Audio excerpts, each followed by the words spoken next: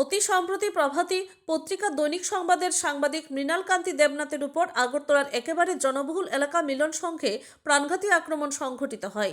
এই আক্রমণের পরিপ্রেক্ষিতে সাংবাদিকদের বিভিন্ন সংগঠন সহ গোটা রাজ্য জুড়ে বিভিন্ন প্রতিক্রিয়া তৈরি হয় এবং পুলিশের তরফ থেকে দাবি করা হয়েছিল ঘটনার সাথে যারাই যুক্ত তাদেরকে গ্রেফতার করে আইনের আওতায় আনা হবে। প্রতিশ্রুতি অনুযায়ী পুলিশ সংশ্লিষ্ট ঘটনার পরিপ্রেক্ষিতে এখনো পর্যন্ত মোট 5 জন অভিযুক্তকে গ্রেফতার করতে সক্ষম হয়েছে।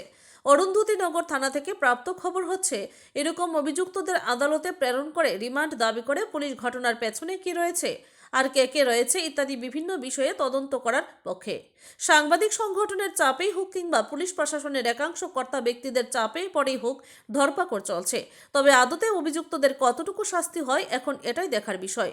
যদিও সার্বিকভাবে সাংবাদিকের উপর আক্রমণের পরিপ্রেক্ষিতে দাবি উঠছে অভিযুক্তদের দৃষ্টান্তমূলক শাস্তি প্রদান করা হোক। Bureau report, Tripura news Bangla.